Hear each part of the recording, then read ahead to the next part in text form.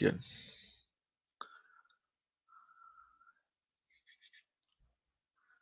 ¿Quién me quiere escribir ahí en el chat? Porque como hablarle como pena. Entonces Luis dice que un ácido es un donador de protones y las bases es un aceptador. Bueno, ese aceptador está como raro, pero bueno. En esencia es eso. Dona protones y base que los acepta.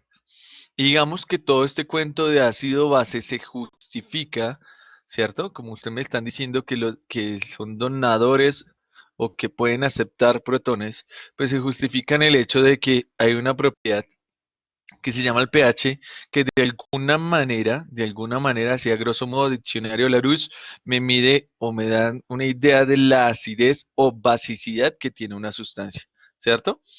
Y entonces fíjense que la escala normal de pH que ustedes conocen, que generalmente usamos, es una escala de pH que va de 0 a 14.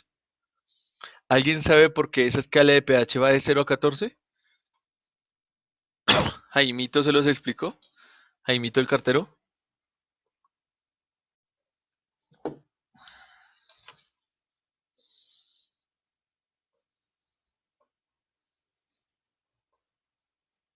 Porque es un límite. Valentina Moreno, llegaste muy bien por la constante del agua. ¿Algo con el agua?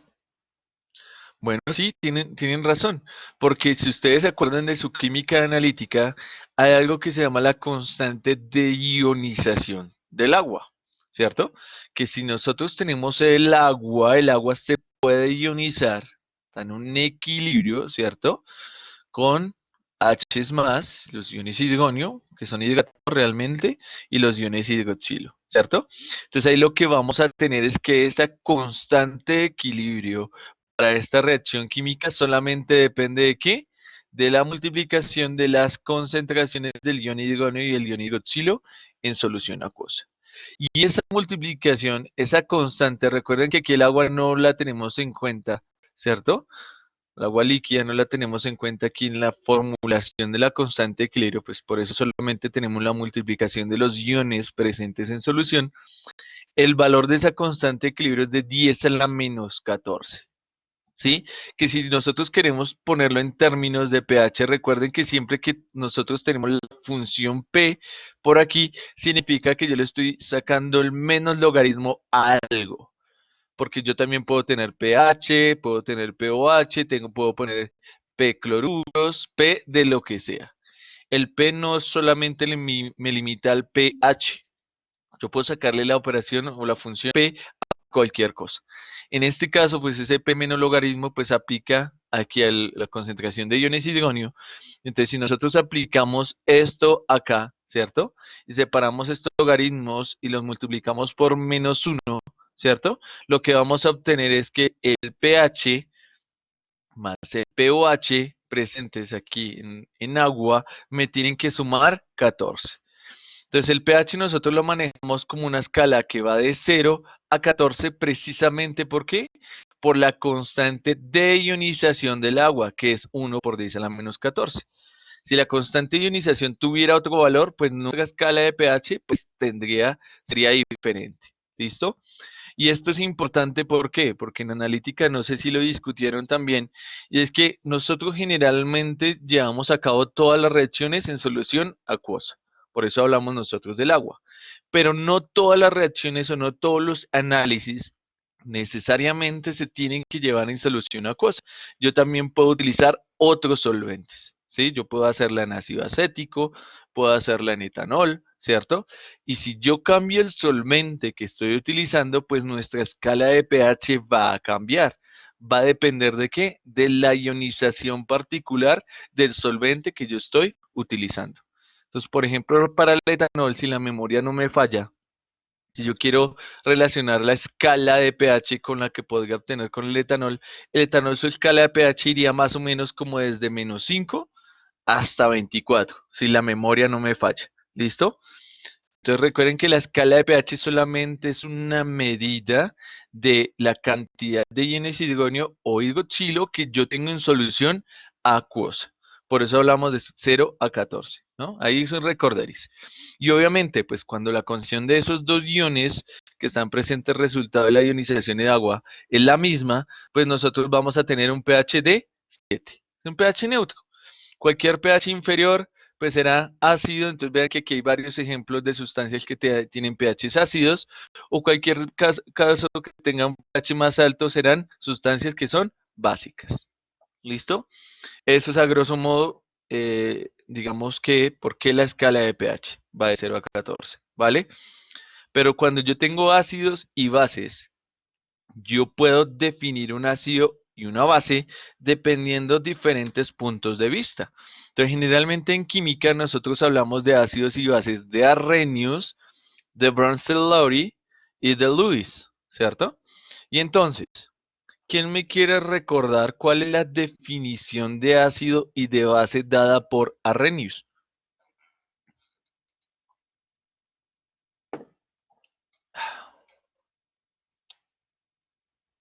¿Quién se acuerda de la definición de Arrhenius? Y no busquen lo que se acuerden. ¿No se acuerdan?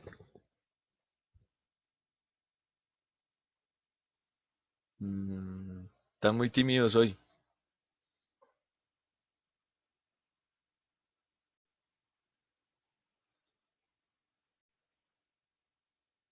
¿Nadie se acuerda de la definición de Arrhenius?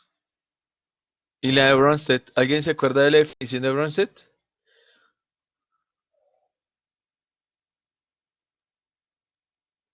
Marian, los protones son iones H+. Ah, sí, sí, sí, sí. Cuando nosotros hablamos de protón, es el mismo ion H+, el ion hidrogonio cuando está hidratado. ¿Sí? Pero no se acuerdan cuál es la definición de Bronsted-Lowry de lo que es un ácido y una base, porque digamos que eso fue en esencia lo que ustedes hicieron en analítica. Lo de los iones, ¿qué es lo de los iones, Lady Laura? Entonces, si nosotros vamos a la definición como tal de ácido y base, según cada punto de vista, entonces vamos a tener lo siguiente. Aquí sí no me sirven las animaciones, entonces por eso sale todo de una vez. Pero entonces, vea, para que se acuerden, cuando nosotros tenemos la definición de Arrhenius, que es la más simple de todas para lo que es un ácido y lo que es una base, entonces fíjense que un ácido es toda especie que es capaz de aumentar la concentración de estos protones, de estos H más iones hidrógeno, cuando están en solución acuosa. Entonces fíjense que ya la definición de Arrhenius me limita a que mi solvente tiene que ser agua. ¿Listo? Entonces, cuando yo tengo una sustancia y cuando se disuelve en agua ya puede liberar iones H+, decimos que es un ácido. Y si esa especie, al disolverse en agua, por ese contacto con el agua, libera iones hidroxilo, decimos que es una base. ¿Listo? Pero entonces vean que la definición de Arrhenius está limitada esencialmente a que sea en solución acuosa. La de Bronsted-Lowry es una definición más amplia que la de Arrhenius. O sea, la de Arrhenius vendría siendo una clasificación de la de Bronsted-Lowry. Entonces, Bronsted-Lowry, que fueron dos señores en dos sitios diferentes en la vida, llegaron al mismo punto. Trabajos aparte, no se conocían ni nada, llegaron al mismo punto, por eso se les dio crédito a los dos. Es que cuando yo tengo un ácido, aquí ya no estoy limitando a que sea solamente en solución acuosa. Aquí lo que estoy diciendo es lo que dice Luis, que todo ácido es aquella sustancia que es capaz de donar un protón. Entiéndase por protón, recuerden el H más o el ion hidrogonio, ¿cierto? Y toda base es aquella sustancia que es capaz de aceptar un protón. ¿Listo? Entonces fíjense que ya la definición no solamente aplica para el agua.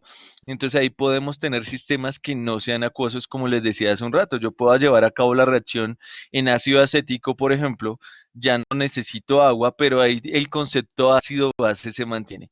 El que done protones será un ácido, el que acepte protones será una base, pero una definición aún más amplia que recoge todo lo que decía Bronsted, lo de Arrhenius, que es aún más amplia, no solamente me limita a aquellas sustancias que sean, que tengan H más en su estructura, sino que un ácido viene siendo, según el concepto de Luis, y aquí entra todos los conceptos anteriores de lo que es un ácido y una base, que un ácido es aquella sustancia que es capaz de compartir aceptando un par de electrones. Entonces, si nosotros vemos aquí el trifluoruro de boro, que es el ejemplo clásico de lo que es un ácido de Lewis, ¿cierto?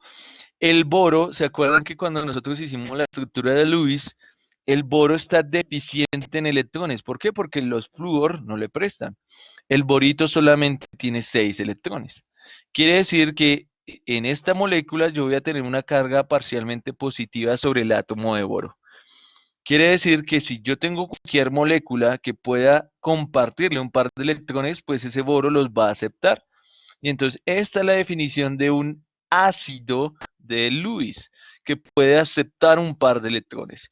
Y aquella sustancia que le comparte ese par de electrones se considera, según este modelo, una base de Lewis.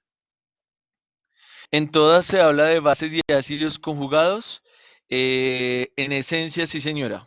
Sí, porque realmente, como les decía hace un rato, pues Lewis lo que hace es recoger todos los conceptos. O sea que realmente el concepto que tiene Bronsted-Lowry de lo que es una base está incluido en lo que es Lewis.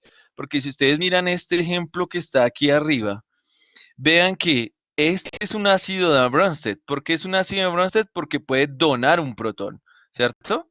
Puede donar un protón, ¿vale? O sea que ese protón sería mi ácido de Lewis. ¿Listo? Y vean que la base para que lo pueda aceptar debe tener un par libre de electrones. Y vea, él acepta ese protón. O sea que esto sería una base de Lewis. Vean que este concepto está incluido en este, porque esta es la definición general y más amplia de todos. O sea, el concepto está incluido acá y este concepto está incluido acá. ¿Listo? Y entonces, para que lo tengan de recorderis, porque es importante cuando hablemos de los compuestos de coordinación. Todos los ácidos son capaces de aceptar un par de electrones. Todas las bases son capaces de compartir un par de electrones. ¿Listo? Esa es la definición de Lewis. Entonces, como decía Marian, si yo tengo las definiciones acá, ustedes en química analítica, ustedes los ácidos y las bases los trataron de clasificar, ¿cierto? Los trataron de clasificar en ácidos fuertes y en ácidos débiles. Y entonces, cuando nosotros hablamos, y en bases fuertes y en bases débiles, cuando nosotros hablamos de que un ácido es fuerte, solamente como recordaréis, un ácido fuerte es aquel que se disocia completamente para producir iones H más o protones, ¿cierto? Y entonces nosotros tenemos 7 ácidos inorgánicos que son fuertes. ¿Se acuerdan cuáles son esos 7 ácidos fuertes?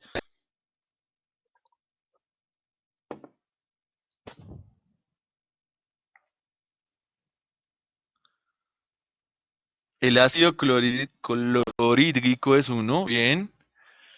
¿Cuál otro? El ácido sulfúrico, muy bien, vamos dos. ¿Cuál otro? El ácido perclórico, muy bien. Vamos tres. El ácido yodídrico, muy bien, vamos cuatro.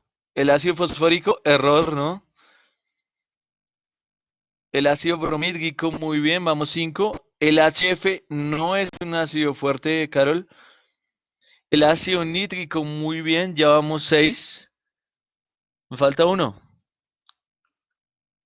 Ese ya, Ana María. Yodífico. No sé cuál es el yodífico. No mentiras. Creo que lo escribiste mal, pero ese ya estaba arriba. Yodídrico. Falta uno.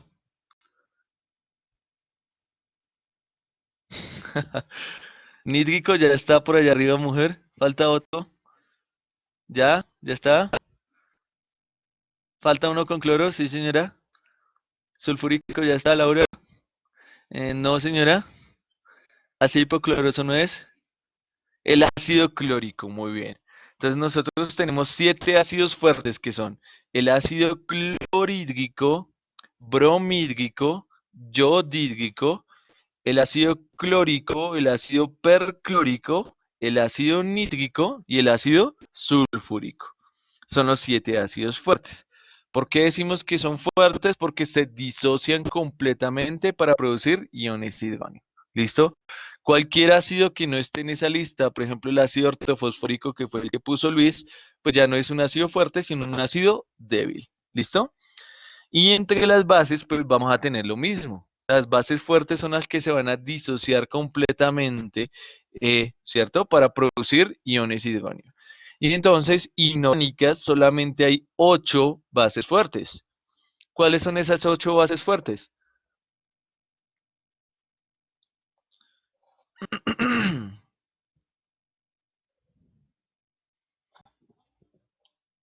Alcalinos.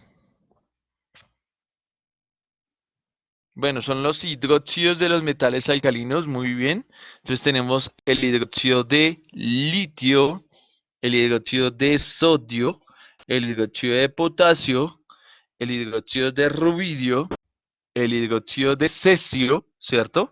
Entonces ahí vamos 5, me faltan 3. El de amonio, pregunta Luis. No, señor, el de amonio no es una base fuerte.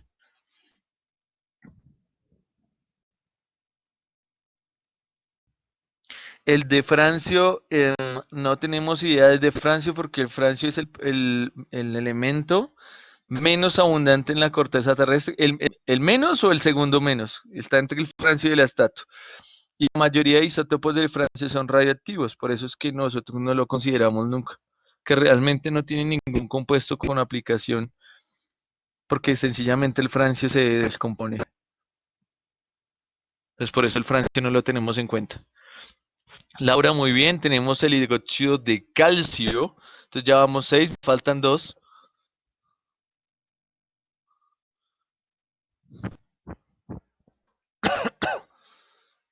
me faltan 2 bases. El magnesio no, el de bario, muy bien, Laura, me falta uno, me falta uno, ¿cuál más? ¿Qué elemento está entre el estroncio, ese rubidio ya? ¿Qué elemento está entre el, ya lo dije, entre el calcio y el bario? El estroncio, ¿sí? Entonces las bases fuertes son 8. Las de los metales alcalinos, litio, sodio, potasio, rubidio, cesio, y de los alcalinoterrios más grandes, calcio, estroncio y boro. Esas son las 8 bases fuertes. Se disocian completamente cuando están en solución acuosa. Y ustedes recuerdan que para ustedes medir qué tanto se puede ionizar o disociar un ácido de una base, pues ustedes hacen uso de la constante de acidez y de la constante de basicidad, ¿cierto? O sea que si yo tengo un ácido cualquiera, yo puedo expresar, ¿cierto? Que cuando, por ejemplo, ese ácido está en solución acuosa, entonces el agua, como preguntaba ayer Natalie, el agua es una sustancia anfótera. Siempre será un anfótero. Pero entonces su comportamiento va a depender de qué, de con quién esté acompañado. En este caso aquí yo tengo un ácido, una fórmula clásica que es HA, el ácido según la definición de Bronsted, que hace dona protones, ¿cierto? Y entonces, ¿qué hace el agua? Lo acepta. Entonces el agua se comporta como una base. Y entonces, fíjense aquí que se me va a formar el ion hidrógeno y en este caso lo que preguntaba Mari hace un rato. Si yo tengo aquí un ácido que tiene la fórmula HA y a la final tengo solamente A, si este es el ácido, este vendría siendo nuestra base conjugada. ¿Y por qué una base? Porque como pierde un protón, pues aquí me va a quedar mi A con un par libre de electrones, que también entra en la clasificación de ¿qué? De Lewis. ¿Listo? Por eso es que decimos una base, porque me va a quedar un par libre, porque el H que estaba ahí unido ahí, ¡pum!, lo quité. ¿Listo? Entonces aquí lo que va a tener es mi par conjugado ácido-base. Y la constante de equilibrio hacia esta reacción química yo la puedo expresar de esta manera. Todas las constantes de equilibrio se calculan de la misma manera. Lo único es que para poderlas diferenciar, a este le vamos a decir que es la constante de acidez. ¿Por qué? Porque es la de disociación de un ácido. Lo mismo podemos hacer con la base. Entonces, si nosotros tenemos una base cualquiera y la ponemos en agua, pues se nos va a formar nuestro ácido conjugado. En este caso, el agua se comporta como un ácido, ¿cierto? Le va a donar el protón y la idea es que vean, se me van a generar iones OH.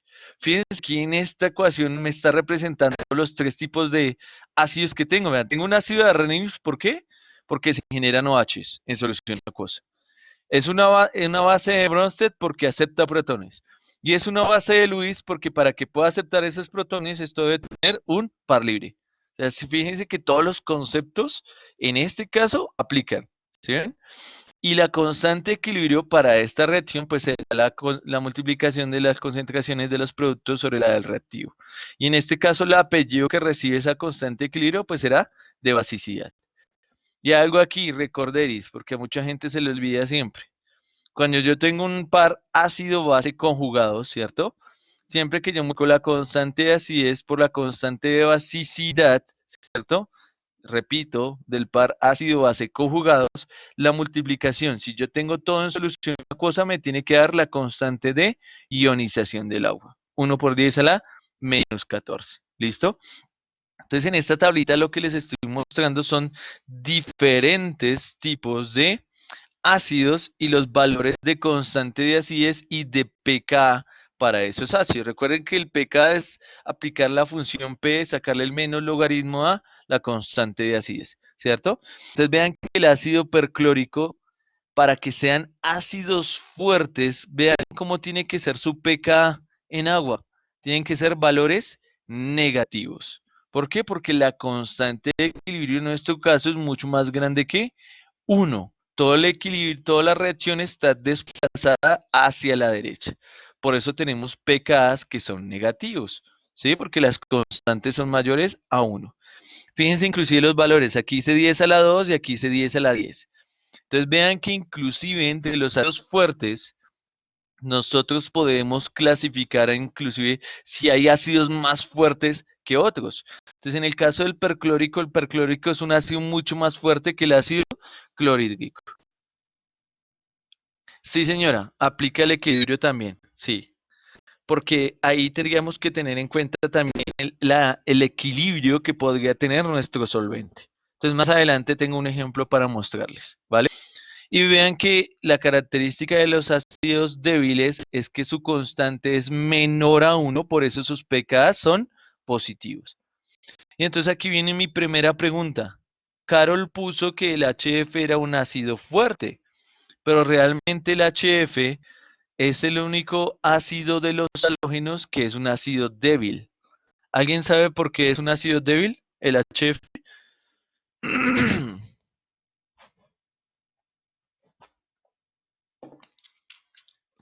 ¿Les dijeron por qué era débil el HF?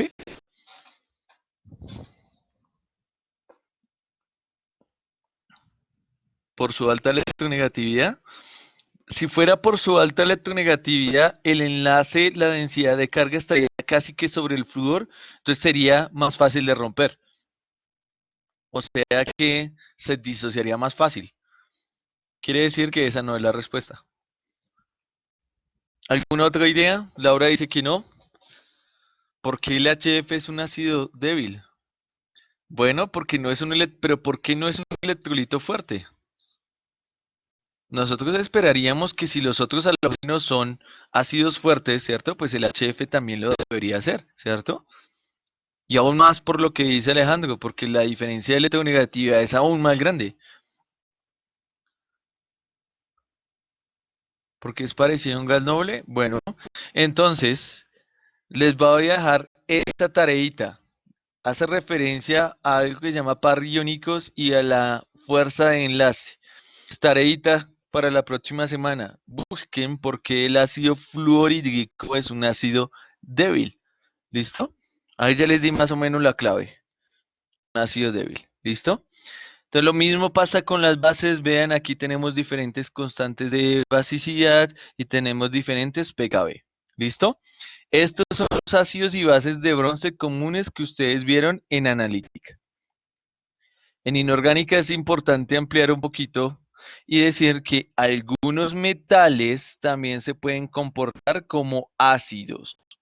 Pero entonces fíjense que estos ácidos ya no serían como un ácido de Bronsted, sino que realmente sería un ácido de Lewis, porque no entraría en esa otra clasificación. Y entonces lo que pasa es que miren cómo está escrita la fórmula química de este ion que tengo aquí abajito.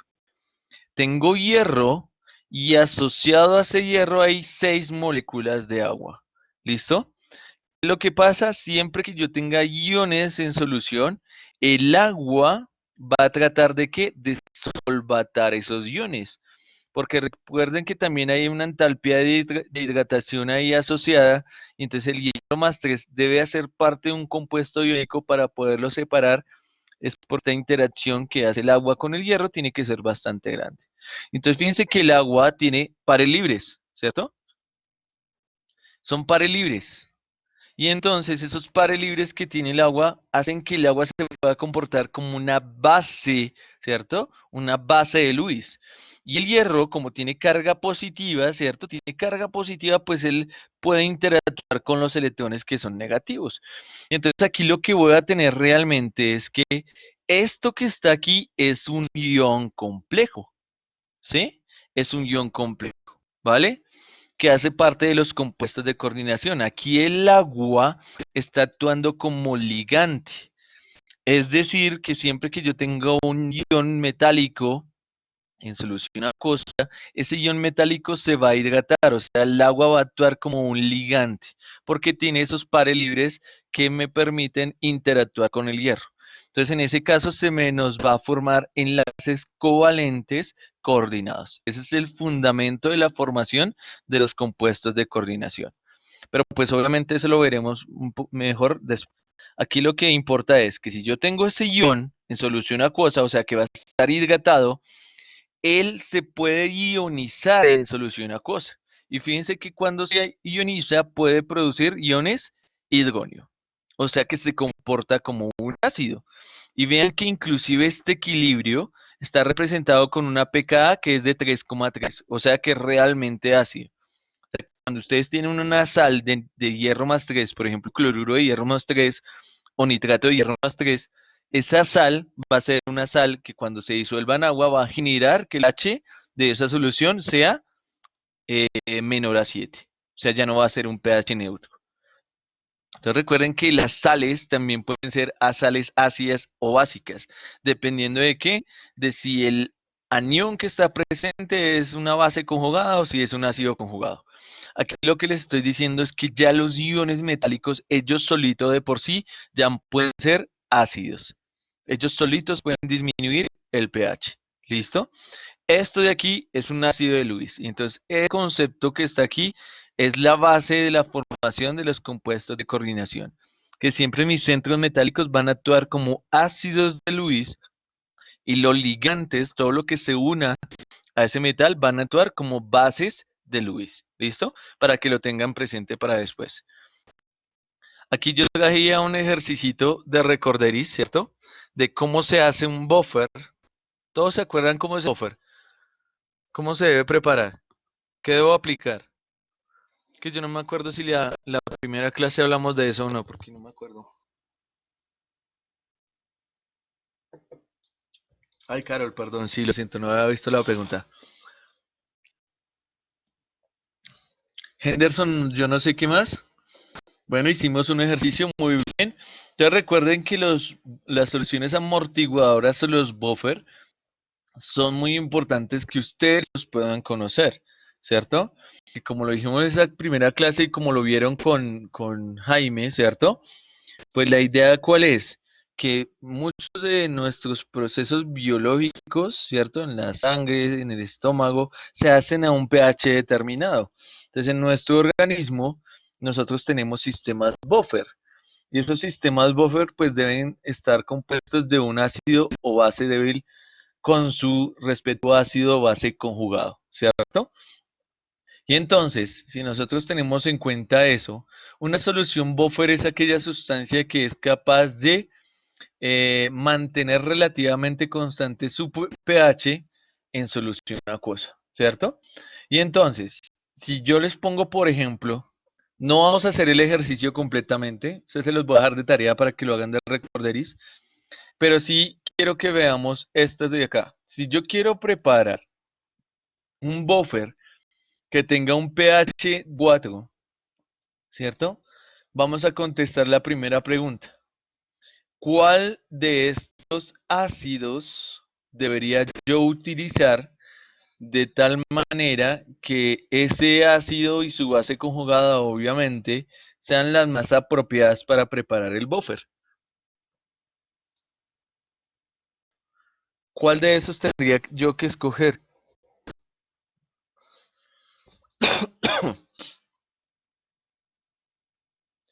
¿Qué tendría que calcularle yo para saber cuál sería el mejor ácido? El que tenga el pKa, muy bien. Entonces, vean, ahí de recorderis, sirvió el recorderis. Y entonces yo le debería calcular el pKa a cada uno de esos ácidos. Entonces, en el caso del primer ácido que tenemos ahí, ¿cierto? ¿Cuál sería el pKa de ese ácido? Entonces, aquí sería 3,775. Si hacemos el del ácido acético, ¿cuánto nos da? La memoria no me falla, 4,7475. Gracias, Mariana. Y si hacemos el del propiónico, ¿cuánto nos da el pKa de ese ácido?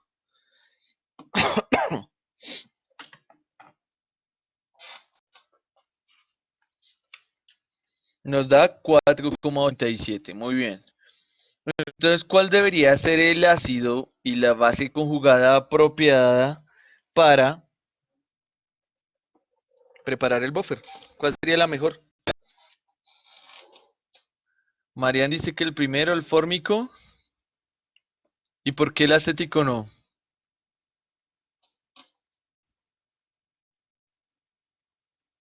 ¿Porque se pasó? Pues realmente recuerdan que el criterio cuál es, que si yo quiero preparar un buffer de un pH cualquiera, la idea es que el pKa del ácido base conjugado que yo deba tomar esté más o menos en una relación de pH más o menos 1, ¿cierto? Y ustedes se fijan acá, ¿cierto? Entonces nosotros podemos, el que está más cercano al pH que yo quiero preparar es el fórmico, 3,75. ¿El ácido acético me serviría para preparar el buffer?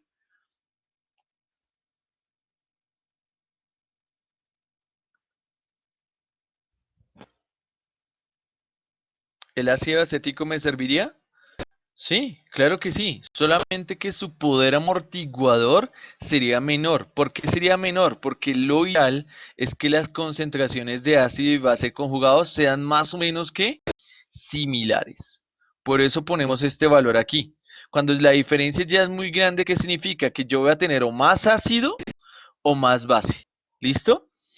¿Puede servir como amortiguador? Claro que sí, solamente que su poder amortiguador no va a ser tan grande como si yo tuviera un ácido base conjugado cuyo pK fuera más parecido al pH. Entonces, en este caso, nosotros deberíamos preparar el buffer utilizando el ácido fórmico. ¿Listo?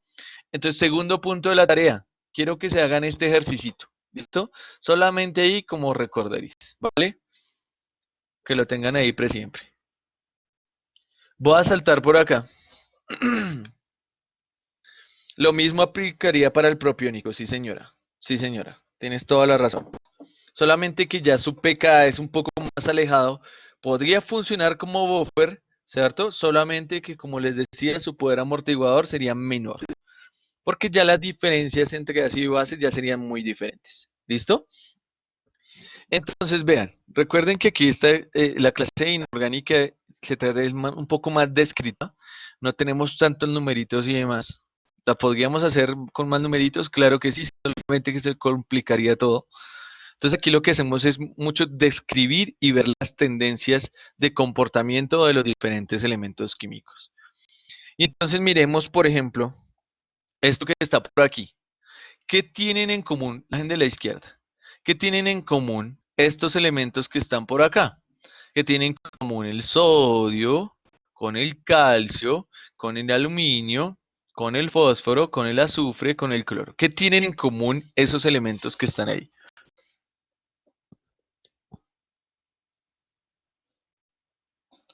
¿pH? ¿Mismo pH? No.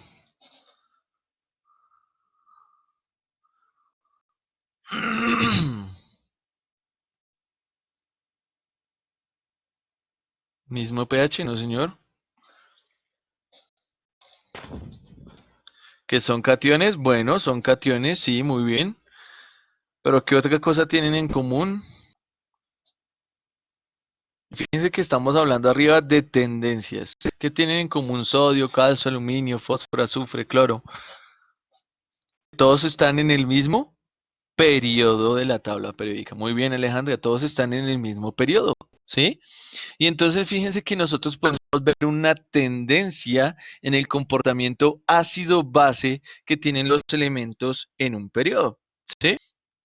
Fíjense que dice que el sodio está presente como catión libre casi que en toda la escala de pH, ¿sí? ¿Qué significa eso? Que si yo tengo el ion sodio por ahí, y yo tengo, por ejemplo, hidroxído de sodio, el hidroxído de sodio se disocia completamente en sodio y en iones OH. Recuerden que la base más fuerte que puede existir en solución acuosa es el ion hidroxilo. Si yo tengo el sodio acá, ¿qué significa? Que el compuesto del que hace parte es un compuesto que es totalmente ¿qué? Básico, ¿cierto? ¿Que no me escuchan? ¿Aló?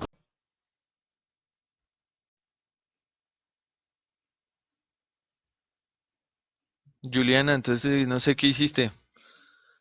Bueno, gracias. Quiere decir que el ion sodio es un elemento que es totalmente ¿qué? Básico.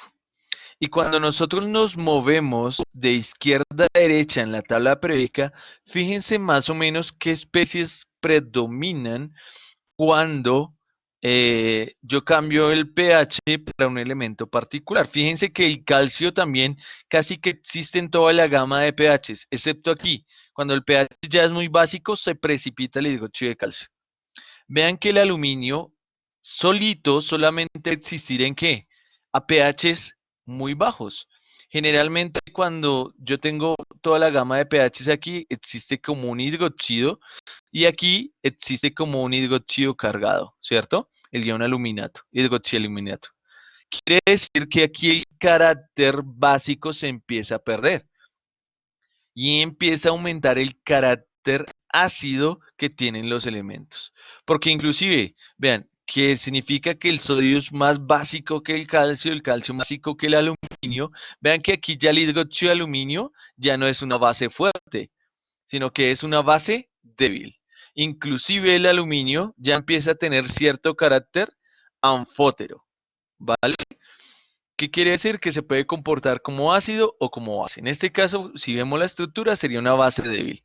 Pero ya cuando pasamos, por ejemplo, al fósforo, al azufre, al cloro, fíjense que el fósforo puede existir de varias maneras. Entonces aquí hablamos de la distribución de especies que tiene el ácido fosfórico, por ejemplo.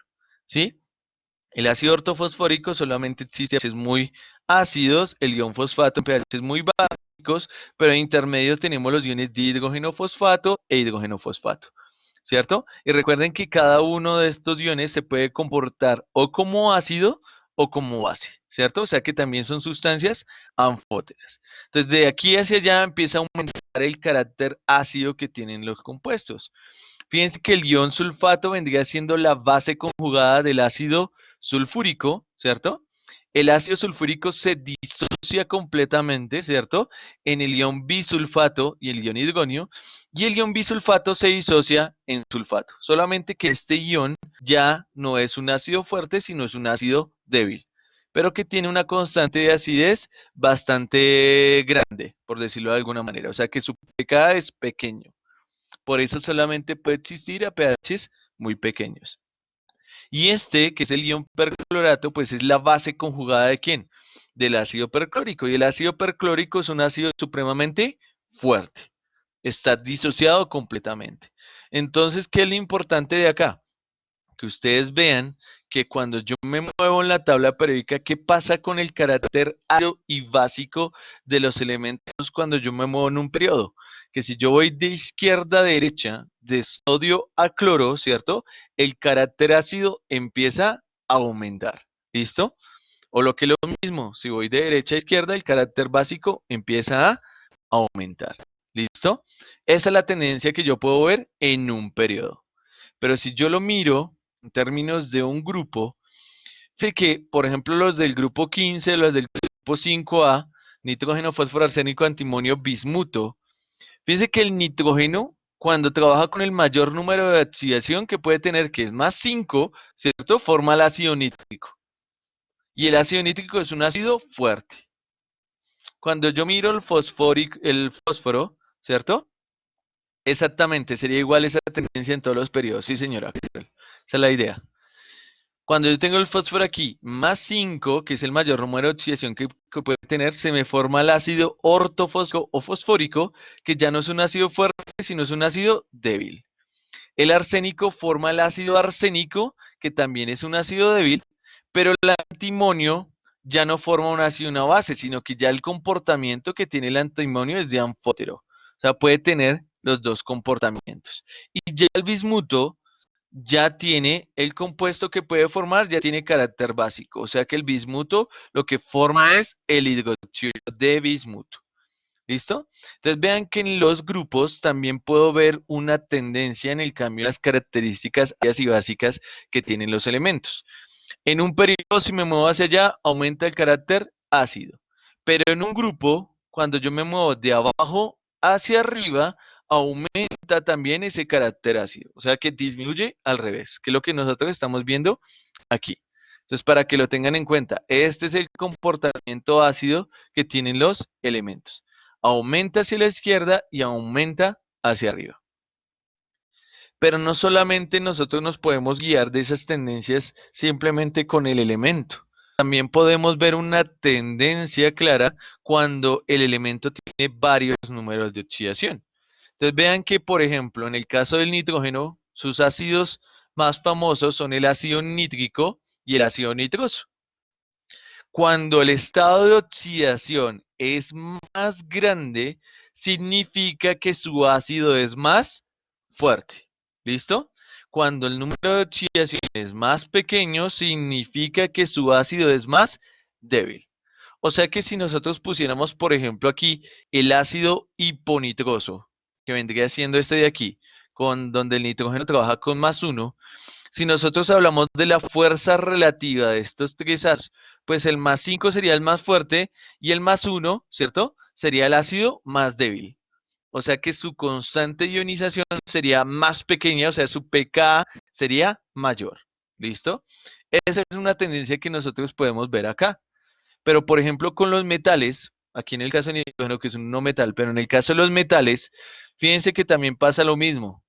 ¿Se acuerdan que cuando hablamos de los compuestos iónicos decíamos que esos compuestos iónicos podrían tener cierto carácter covalente, se podrían polarizar esos enlaces? ¿Y de qué depende esa polarización? Si el catión es más pequeño, con mayor carga, si el anión es más grande. ¿Se acuerdan de las reglas de Fajans?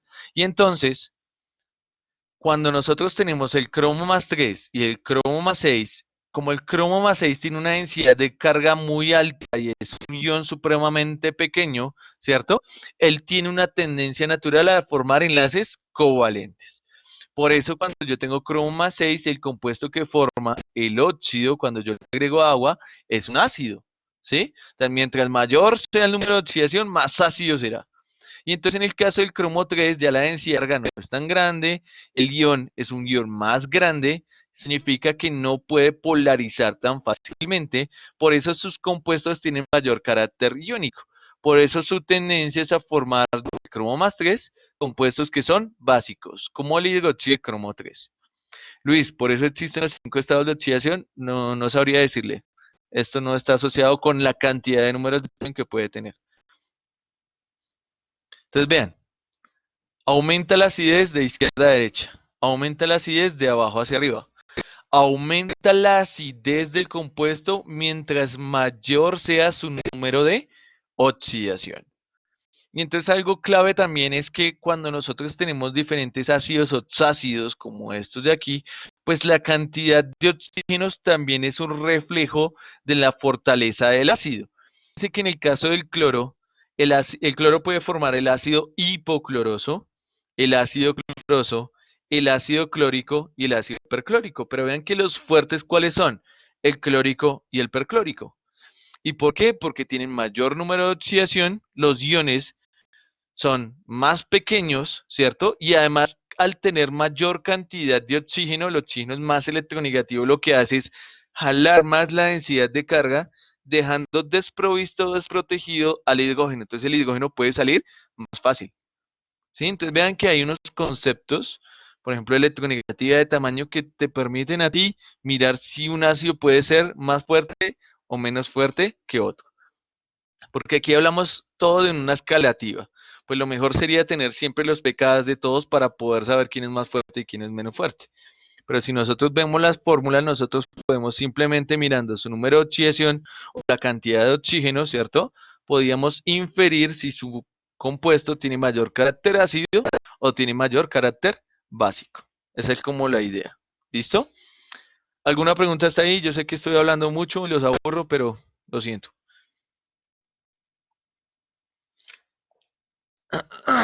¿Alguna pregunta hasta ahí?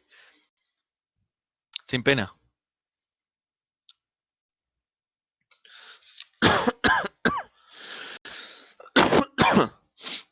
Entonces voy a saltar por aquí. Fíjense que son solamente 13 diapositivas.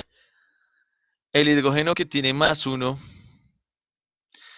Carol, que si tiene mayor número de oxígenos, quiere decir que su carácter es más ácido. ¿Listo? ¿Por qué? Porque al tener más oxígenos, pues la densidad de carga de ese compuesto se va a dirigir sobre los oxígenos y entonces los hidrógenos quedan menos desprotegidos. Quedan menos protegidos, perdón, quedan más desprotegidos. ¿Sí? O sea, se pueden perder más fácilmente. ¿Sí? Porque toda la densidad de carga que hacen los oxígenos, pues la atraen hacia él. Y entonces queda menos densidad de carga sobre los hidrógenos y salen más fácil. En el caso del hidrógeno, pues el hidrógeno es un ácido simplemente por la carga, no hay más. Luis, H más, es un ion pequeño, muy pequeño. Y entonces vean esto también. Vean que aquí, no, porque generalmente van asociados los dos, Atala. Si hay muchos oxígenos es porque precisamente el número de oxidación del elemento es grande, ¿sí? Porque la idea de los oxígenos es compensar la carga. Entonces, pues no puedes tener un número de oxidación pequeño y muchos oxígenos, ¿no? O sea, no sería como, o sea, las dos cosas van de la mano. Mayor número de oxidación, mayor número de oxígenos presentes en el ácido, ¿sí? Vean que aquí les traje un ejemplo de otro solvente. Vean, este compuesto que aquí se llama el trifluoruro de bromo. ¿Listo? El trifluoruro de bromo se puede considerar un ácido de Lewis, ¿cierto? ¿Por qué es un ácido de Lewis? Porque, eh, bueno, mentiras, no el solvente solito no. Si yo tengo el solvente, por medidas de conductividad, nosotros sabemos que muchos solventes, cuando no están en agua, sino simplemente el solvente puro, algunos pueden conducir la corriente. Simplemente nosotros podemos ponerle ahí un electrodo de conducción como el que tenemos en el laboratorio y podemos medir la conductividad en Siemens de ese solvente. Entonces, en el caso del agua, la conductividad del agua es supremamente pequeña. ¿Por qué? Porque la ionización del agua es muy, pero muy pequeñita, 1 por 10 a la menos 14, ¿cierto? Entonces, por eso en términos prácticos nosotros decimos que el agua no conduce. Pero eso no quiere decir que el agua no se pueda ionizar. El agua se ioniza en iones hidrógeno y en iones hidroxilo, y entonces con el trifluoruro de bromo pasa algo similar. Cuando uno mide la conductividad del trifluoruro de bromo, el trifluoruro de bromo puro conduce la corriente. Y entonces una explicación para que pueda conducir un líquido, la corriente eléctrica, es porque deben haber iones presentes en ese líquido. Y entonces, ¿qué pasa con el trifluoruro de bromo? Que él también se puede ionizar. Así se puede ionizar el ácido acético, se puede ionizar el etanol, todos se pueden ionizar. Depende el valor de esa constante de equilibrio, pues dependerá la fortaleza de ionización. Entonces, en el caso del trifluoruro de bromo se ioniza y entonces se me forman un par de iones. Fíjense que aquí estoy poniendo aquí abajito que este ion está en una solución de trifluoruro de bromo. Es como cuando nosotros ponemos AC para decir que es acuoso, pues aquí lo que estamos diciendo es que está en trifluoruro de bromo. Entonces, este de acá se puede ionizar. Ionizar formándome el ion que está aquí y formándome este ion que está acá. O sea que cada uno de esos iones que están presentes será nuestro ácido base conjugados. O sea que en este caso este sería nuestro ácido. ¿Por qué nuestro ácido? Porque tiene carga positiva, sería capaz de aceptar un par de electrones. Y este sería la base, ¿por qué? Porque vean, tiene carga negativa, quiere decir que tiene pares libres que se podrían compartir. Entonces vean que los solventes también se pueden ionizar. E inclusive nosotros podemos tener, por ejemplo, reacciones ácido-base de Lewis que se parecen a esas reacciones Bronsted-Lowry, en donde tenemos compuestos que pueden presentar estos iones que yo tengo aquí. Entonces, si ustedes se fijan acá, aquí se formó este ion positivo. Este ion positivo puede formar sales. Este ion negativo también puede formar sales. Entonces, esta reacción que está aquí parece que como si fuera una reacción ácido-base, como si este fuera el H que está presente en esta reacción química, como si este fuera el OH, relacionarlo con el agua, ¿cierto? Y cuando nosotros tenemos este tipo de reacción, ¿qué pasa? Que el H más el OH se van a combinar para formarme agua. En este caso, fíjense que el ion positivo se va a combinar con el ion negativo para formarme nuestro solvente.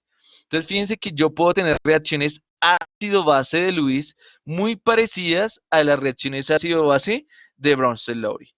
Y todo depende de qué? De la autoionización que puede tener nuestro solvente eh, cuando no hay agua. ¿Listo? Entonces fíjense que aquí pues obviamente la escala de pH que yo puedo tener va a ser totalmente diferente porque va a depender precisamente de qué de qué tanto se puede ionizar este solvente cuando lo tengo puro. Entonces, vean que aquí hay un ejemplo de una reacción ácido-base de Lewis. Pero también nosotros podemos tener, generalmente uno lo especifica así, ¿por qué? Porque estamos diciendo que la reacción se lleva a cabo en ese solvente, ¿sí? Así como nosotros ponemos el AC para decir que todo se lleva en solución acuosa, en este caso debemos poner, vean, se lleva a cabo en cloruro de bromo, o se lleva a cabo en perclórico, o en ácido sulfúrico, o en ácido acético. Porque fíjense aquí esta reacción que está aquí abajito. Vean que el perclórico, yo puedo tener ácido perclórico puro y yo puedo tener ácido sulfúrico puro. ¿Listo? Pero cuando yo pongo ácido perclórico que no tenga agua y yo lo pongo en ácido sulfúrico, hago una solución de ácido perclórico en ácido sulfúrico, o sea, una cosa tremenda. Vean que ¿qué le pasa al ácido sulfúrico? El ácido sulfúrico tiende a aceptar un protón. ¿Un protón de quién? Del ácido perclórico, porque vean que el ácido perclórico se convirtió en quién? En el ion perclorato, ¿sí? En el ion perclorato, o sea, en su base conjugada, en un ion perclorato que existe en ácido sulfúrico. Y ese protón que perdió el ácido perclórico, ¿quién lo aceptó? Lo aceptó el ácido sulfúrico.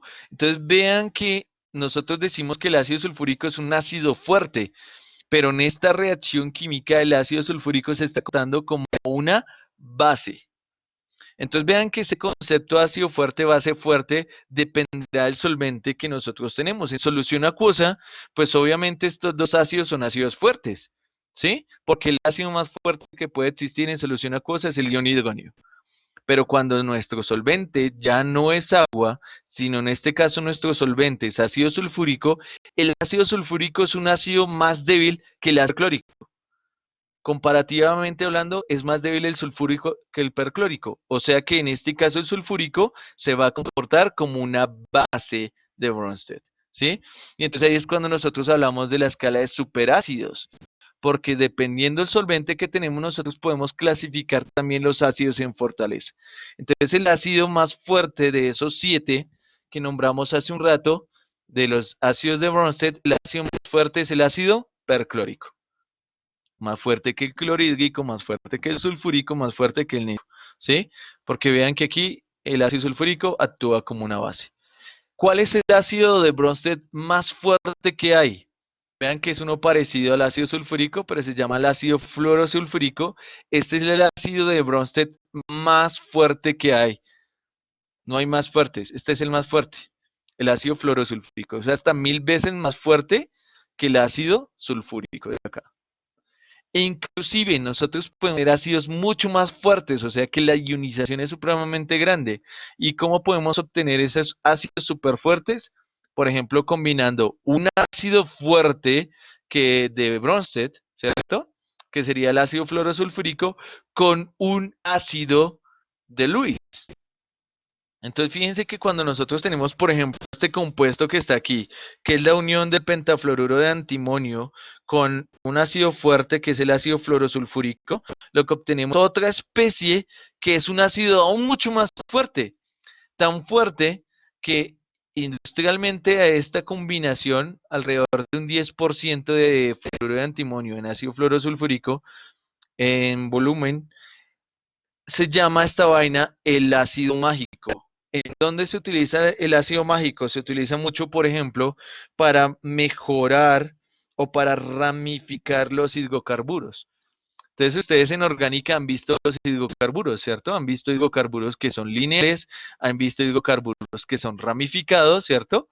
Y entonces, las gasolinas que nosotros usamos digamos que son compuestos que tienen muchas ramificaciones. Mientras más ramificaciones tenga el hidrocarburo que utilicemos como combustible, mejor. Por eso es que hablamos de algo que se llama el octanaje. El octanaje está relacionado precisamente con el número de ramificaciones que puede tener nuestro material. Y entonces, para poder obtener un hidrocarburo ramificado a partir de un hidrocarburo lineal, nosotros podemos utilizar este ácido, porque lo que hace este ácido es que es tan fuerte que puede romper estos enlaces aquí para que se puedan generar nuevos enlaces. Entonces vean que el concepto ácido-base es un concepto totalmente relativo. ¿Listo? ¿Por qué? Porque va a depender del solvente en donde llevemos a cabo la reacción química. En analítica siempre trabajamos con agua. ¿Por qué? Porque como lo dijimos la vez pasada, el agua, todos los procesos biológicos se llevan a cabo en agua y la mayoría de procesos industriales también se llevan a cabo en agua. Solamente es para que se den cuenta que nosotros podemos tener ácidos de diferente fortaleza, como les decía precisamente, dependiendo el solvente, ¿vale? Entonces, ¿alguna pregunta hasta ahí?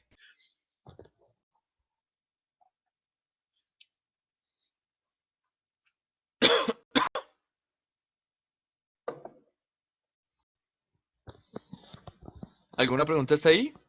Bueno, si no hay preguntas, se fueron a desayunar y me dejaron hablando solo. Bueno,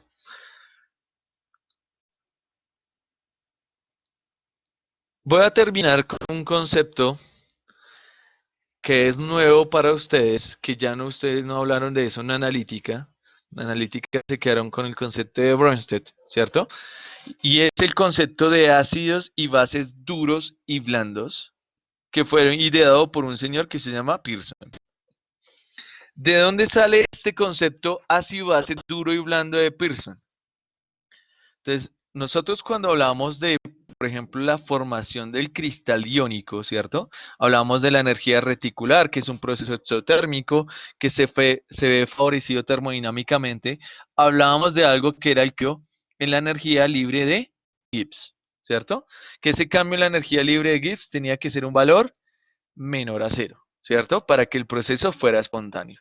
Para poder calcular esta energía libre de Gibbs, pues nosotros necesitamos los cambios de entalpía, necesitamos los cambios de entropía, necesitamos muchos valores termodinámicos que a veces no los podemos tener siempre presentes. ¿Listo? Entonces, otra manera de poder determinar si un proceso es espontáneo o no es a partir precisamente de ese concepto duro y blando que dijo Pearson. Él lo que dice es, esos idos de Lewis y esas bases de Lewis nosotros los podemos clasificar en duros y blandos y dependiendo de esa clasificación, que es una escala totalmente relativa, nosotros de manera cualitativa podemos saber en qué dirección ocurrirá una reacción química. O sea, podemos saber si ese proceso será espontáneo o no lo será. Entonces, si yo les pregunto, por ejemplo, para esa reacción química que está aquí, fíjense que tengo yoduro de sodio que me forma nitrato de plata, yoduro de sodio, perdón, que reacciona con nitrato de plata y me forma yoduro de plata y nitrato de sodio. Si yo les dijera así, simplemente viendo la química, ¿En qué dirección mi reacción química sería espontánea? ¿De izquierda a derecha o derecha a izquierda? ¿Hacia qué lado sería espontánea mi reacción química? ¿Hacia dónde ocurrirá? Luis dice que hacia la izquierda, o sea, hacia el yoduro de sodio, ¿sí? Ok. ¿Alguien tiene alguna opinión o apoya a Luis? ¿O les vale 3 hectáreas de ambos? Bueno, podríamos decir que es una reacción en equilibrio, pero es que ahí no tenemos un equilibrio. Fíjate que por eso mismo puse la flecha de esa manera, no la puse como debería ser, que sería así, ¿sí? Ahí puse fue una flecha un poco diferente para decirme, ¿será que la reacción está hacia allá o si está hacia allá?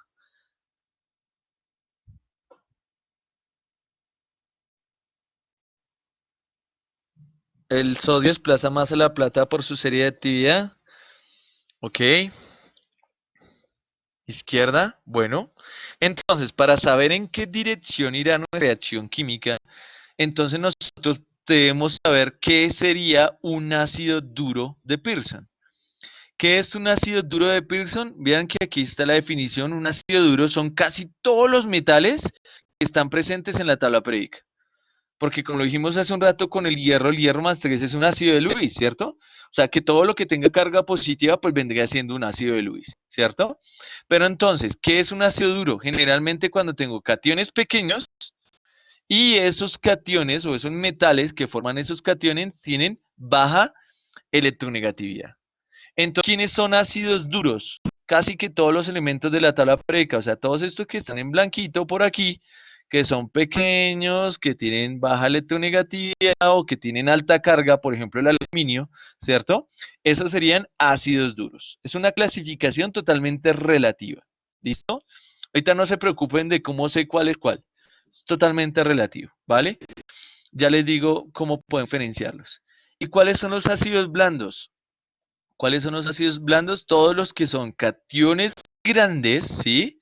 Que tienen baja carga, pero que son metales que tienen alta electronegatividad. Entonces recuerden que la electronegatividad en la tabla periódica aumenta en este sentido. De abajo hacia arriba aumenta y aumenta de izquierda a derecha. O sea que los que son más blandos vendrían siendo los metales que están a este lado de la tabla periódica. ¿Por qué? Porque tienen mayor electronegatividad. Y son más blandos, ¿quiénes? Los que están abajo, ¿por qué? Porque son más grandes. ¿Listo? Entonces recuerden que aquí también deben tener en cuenta el radio de los iones. Entonces ya puedo clasificarlos de esa manera. Estos que están en negrito serían ácidos blandos y estos que están en grisecito serían ácidos que nos podríamos clasificar como intermedios. Están intermedios entre duros y blandos. ¿Qué son las bases duras? Pues son aquellas que tienen carga negativa. Entonces, una base dura son aquellas que están basadas en elementos que son altamente electronegativos, por ejemplo, el flúor, por ejemplo, el oxígeno, que son pequeños y que son difícilmente polarizables. O sea, que esos iones tienen una tendencia a formar enlaces iónicos. ¿Se acuerdan de polarizabilidad del enlace iónico? Y entonces los ácidos blandos pues serán los otros, los iones que se pueden polarizar fácilmente, o sea, iones que tienen una tendencia natural a formar enlaces covalentes. Y entonces, si nosotros vamos a la tabla periódica, pues la cantidad de bases que vamos a tener es menor. ¿Por qué? Porque los no metales, que son los que tienen carga negativa, pues también van a ser más poquitos, ¿cierto? En la tabla periódica aumenta la dureza de izquierda a derecha y aumenta la dureza de abajo hacia arriba. Esto es una clasificación totalmente relativa, ¿listo? Esto es más o menos de cómo se puede diferenciar un ácido duro de un ácido blando. Pero el concepto que yo quiero que tengan claro es el siguiente. Para saber si una reacción va a ocurrir o no va a ocurrir en un sentido o en el otro, que ahora se me bloqueó el computador. Espérenme un segundito.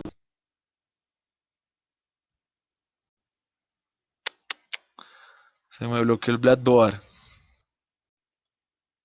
Ya.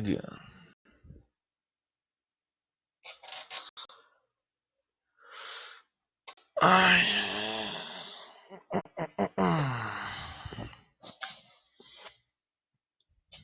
Entonces siempre pasa como pasada la hora.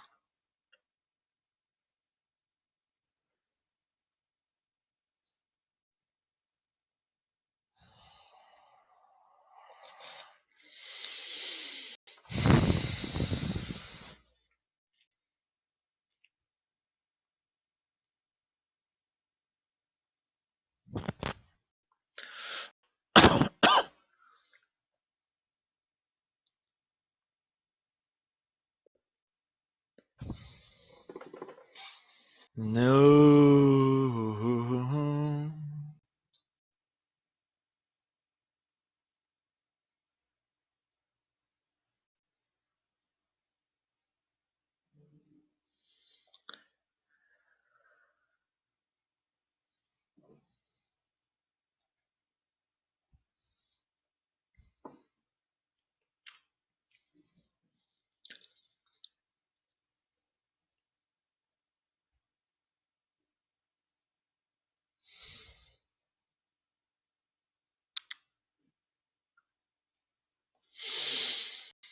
Ay, sagrado rostro.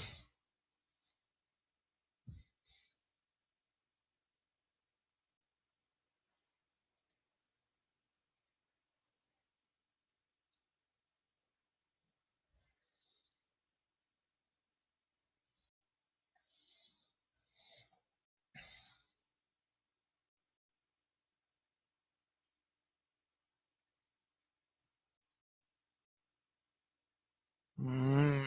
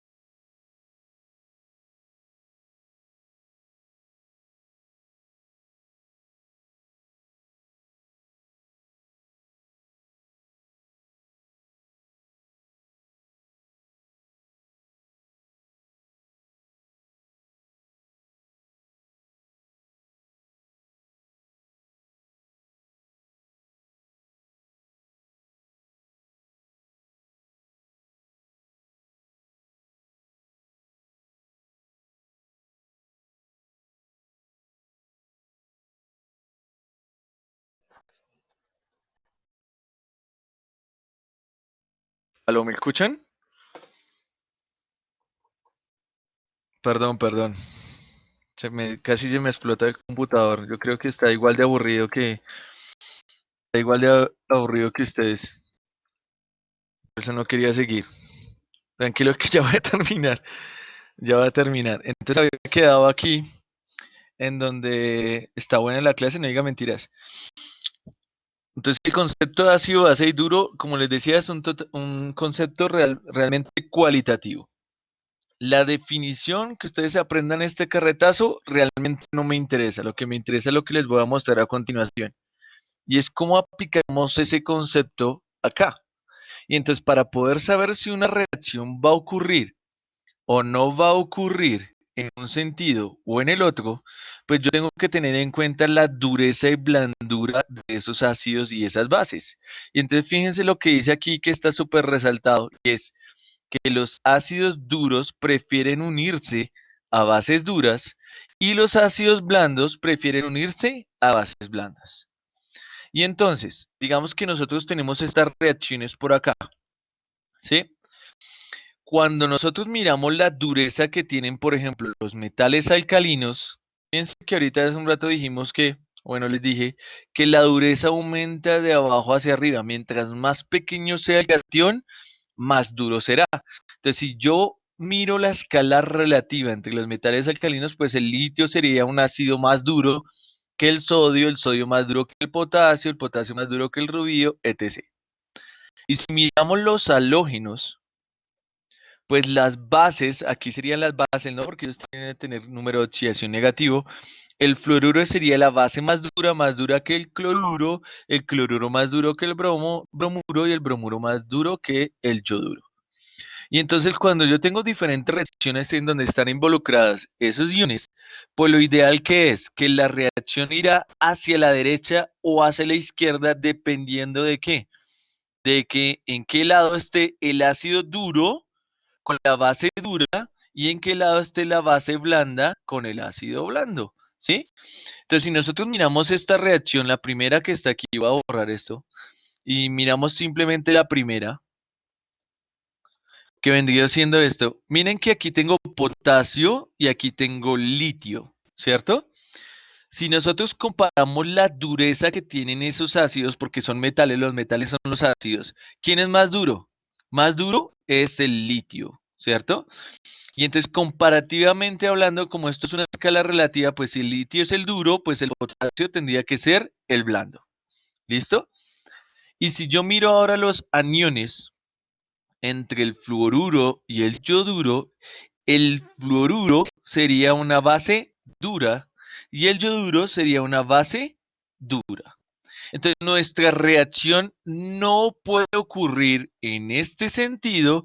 ¿Por qué? Porque ya aquí en los reactivos ya tenemos, perdón, aquí se me fue, aquí es blando.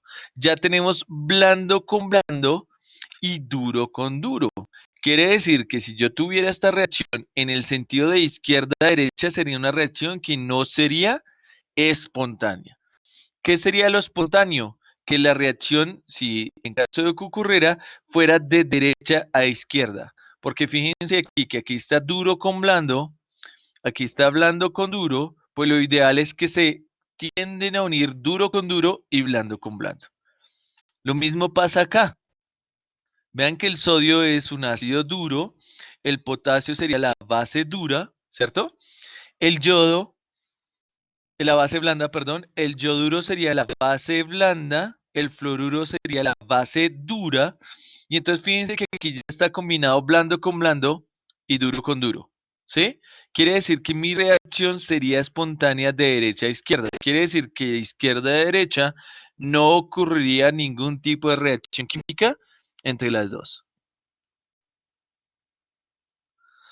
Bueno, voy a rayar siempre. ¿No te aparece nada resaltado? Lo que yo escribo, Atala.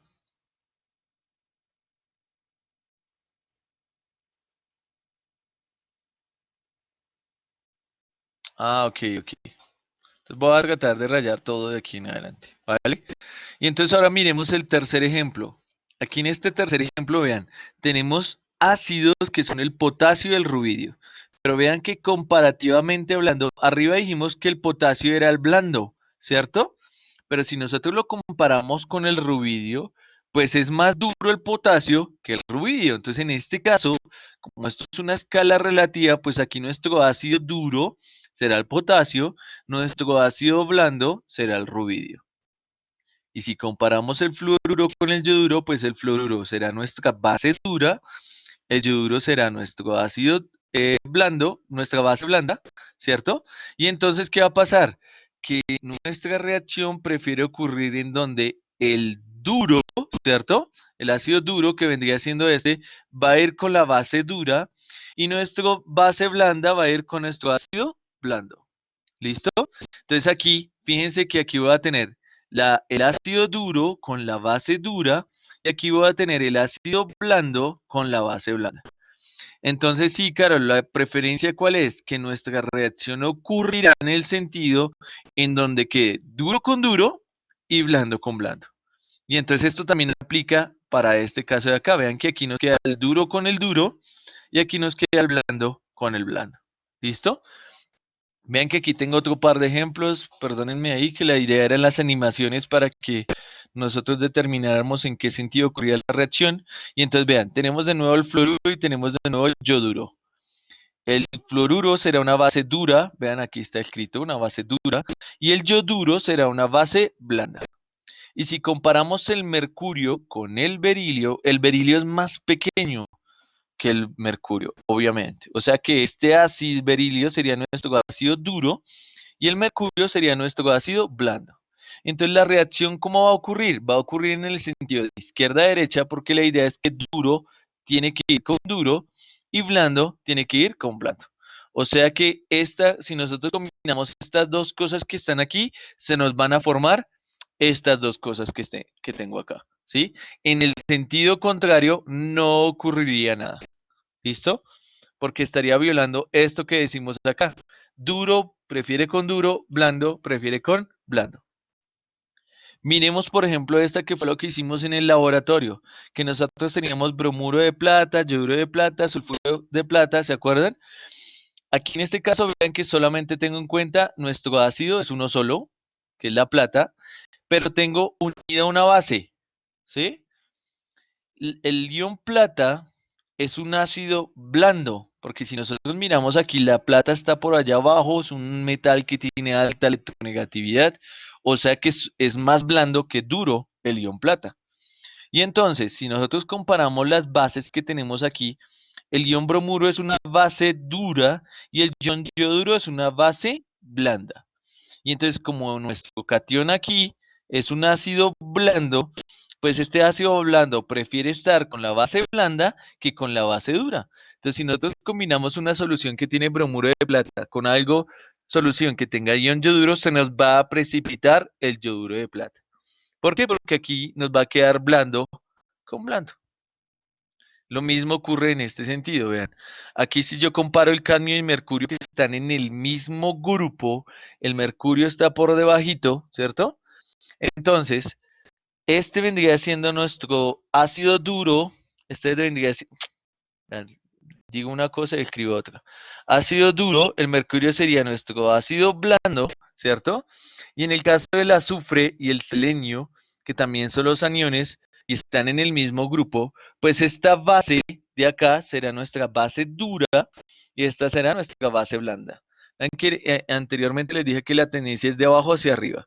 Y entonces, si yo los combino los dos, no va a ocurrir reacción química. ¿Por qué? Porque ya está duro con duro y blando con blando. Lo que ocurriría es que si nosotros tuviéramos estos dos que están aquí, pues estos dos sí reaccionarían para formarme esto. Pero estos dos no reaccionan para formarme esto de acá. Ese es el concepto. Duro con duro, blando con blando. La ventaja que tenemos es que nosotros no tenemos que pensar quién es duro, quién es blando, porque la literatura ya nos ayuda y ya nos los clasifica. Entonces, fíjense que aquí ya hay una clasificación para saber quiénes son ácidos duros, quiénes son ácidos intermedios, quiénes son ácidos blandos y quiénes son bases duras, bases intermedias y bases blandas.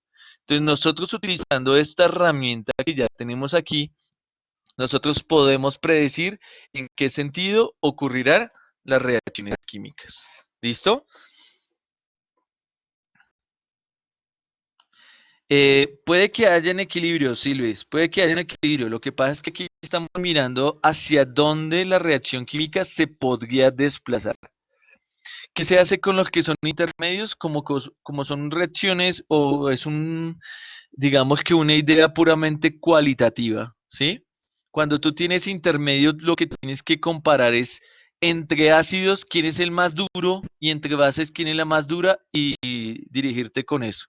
Pues cuando yo tengo un intermedio y un duro, por ejemplo, significa que el intermedio vendría siendo el blando, ¿sí? Pero si tengo un intermedio y un blando, pues el intermedio vendría siendo el duro, ¿sí? Entonces, depende, sí, porque depende de con quién esté combinado, ¿sí? Porque la idea siempre es ir del duro con el duro, independientemente de quién sea, pero lo que pasa es que es una escala relativa, yo comparo. Por eso es que aquí atrás nosotros comparamos. Aquí lo que hicimos fue que vean que nuestro potasio, aquí en un inicio, era nuestro ácido blando. ¿Por qué? Porque lo estoy comparando con quién, con el litio, ¿sí? Pero aquí en este ejemplo nuestro potasio será el ácido duro. ¿Por qué? Porque lo estoy comparando con el rubidio. Por eso digo que es totalmente relativo. Entonces, si nosotros tenemos ya esta tablita, podemos de alguna manera tratar de inferir en qué sentido debería ocurrir esta reacción. Entonces, como decía Luis, bueno, nunca habrá equilibrio, sí hay reacciones que no hay equilibrio, solamente que estamos viendo hacia qué lado se podría desplazar si yo combino esto con esto. O sea, la pregunta sería, si yo combino yoduro de potasio con fluoruro de litio, ¿ocurrirá reacción química o no ocurre nada?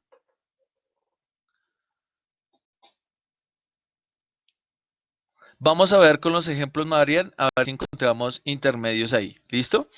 Y entonces, voy a borrar por aquí. Voy a escribir con azulito. Me gusta más azulito acá. Entonces, vean, tengo potasio y tengo litio, ¿cierto? Ah, bueno, este es el ejemplo que teníamos acá.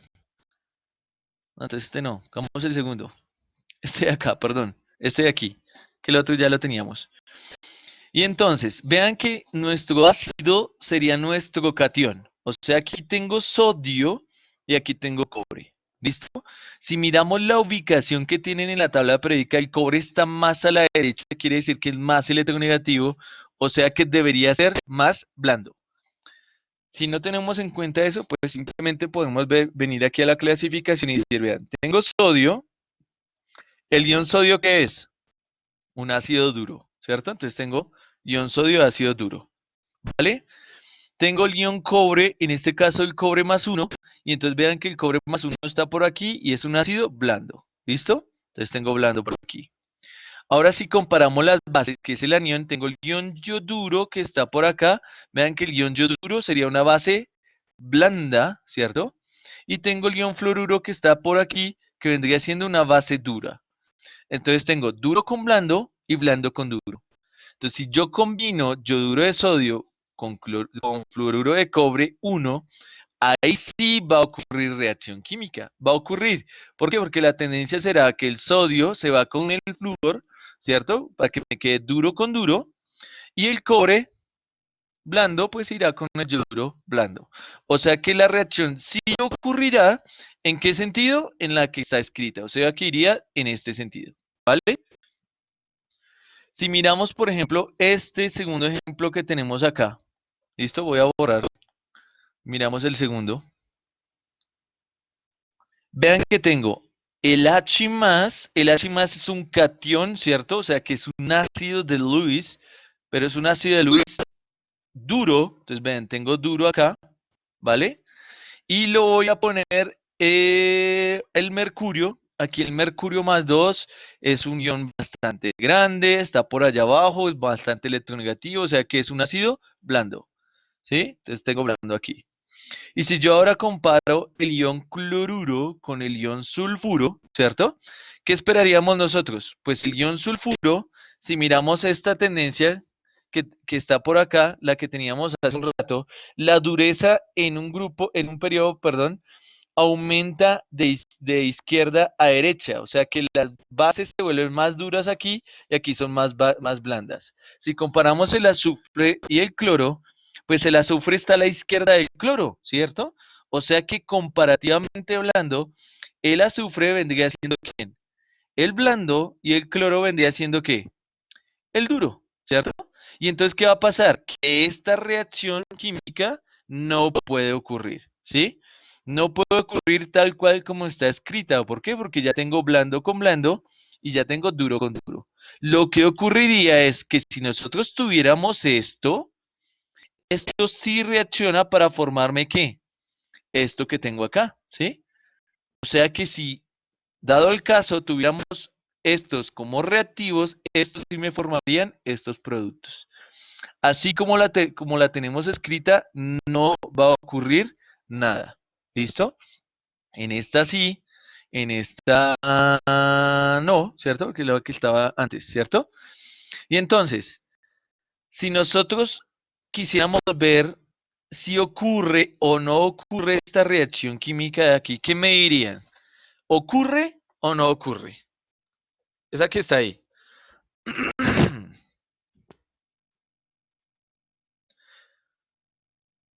Y vean que aquí estaría el ejemplo que pregunta Marian, pues no con el intermedio, pero sí con dos duros, según la clasificación, ¿no?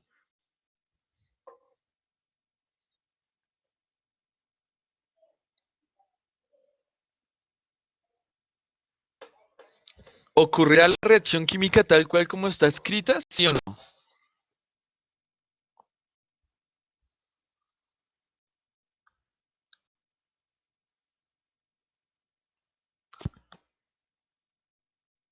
Que ya voy a acabar, tranquilo, ya voy a acabar. Sí, sí, sí, porque lo que debo hacer es comparar las bases, ¿sí? Tengo que comparar las bases para saber si va en un sentido o en el otro sentido.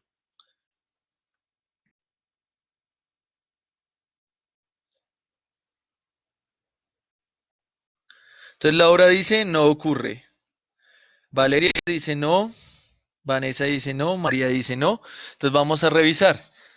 Entonces, miramos, el litio está por aquí, ¿cierto? Es un ácido duro. Y aquí está el magnesio que también es un ácido duro, ¿sí? Los dos son duros. Entonces uno dice, pucha. Y entonces, pues lo que yo hago es comparar, todo es relativo, ¿no? Es un modelo puramente cualitativo. Entonces, entre el litio y el magnesio, pues el litio está en el periodo 2, el magnesio está en el periodo 3, ¿cierto? Quiere decir que el magnesio es más grande, el litio es más pequeño, o sea que comparativamente entre los dos, este vendría siendo el duro y este vendría siendo el blando. Fíjense que en la clasificación dice que es un duro, ¿sí? Pero lo que yo debo es comparar lo que yo tengo aquí, es una comparación. Por eso los intermedios, pues depende. Si yo hago un medio con un blando, pues este sería el duro, ¿no? O si hago duro con blando, pues este sería el blando, o sea, depende.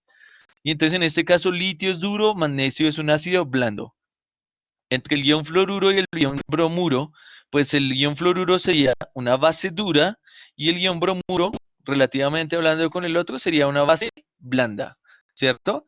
Entonces, ¿qué va a pasar? Que ya tengo blando con blando, duro con duro, o sea que si yo los combino los dos, no va a ocurrir ninguna reacción química.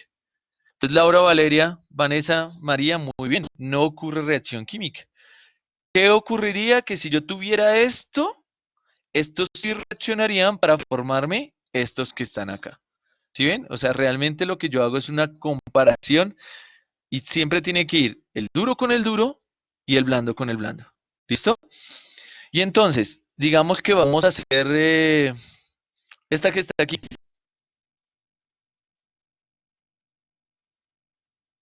la del potasio. ¿Ocurrirá la reacción química? Sí o no, como está escrita. Esta de acá.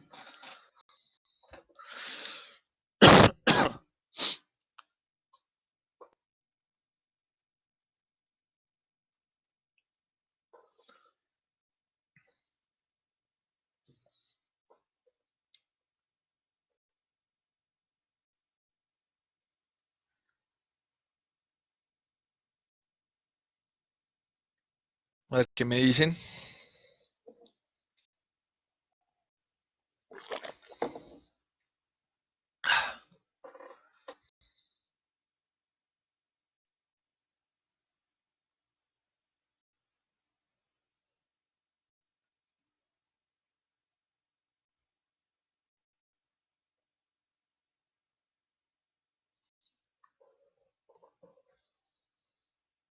Ah, pucha, está mal escrita. No, entonces litio no, perdón, no me había ni fijado. Entonces vamos a poner aquí cesio, ¿sí? Porque es el cesio el que está allá, cesio. Ve, no me había fijado, me toca corregirlo. Voy a anotar por aquí, lo siento.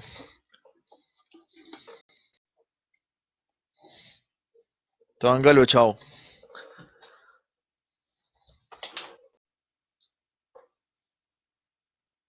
Sí, es cesio.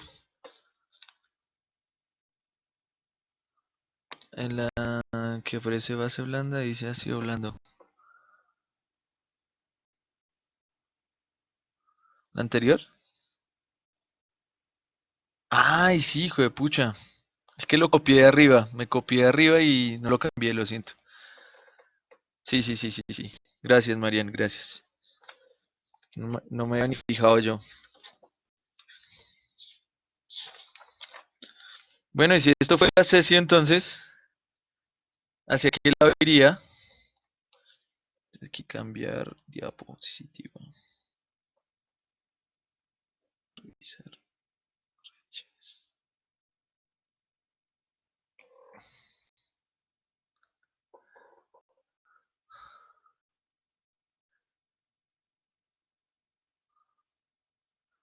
¿Alguno? Por favor. No me dejen morir.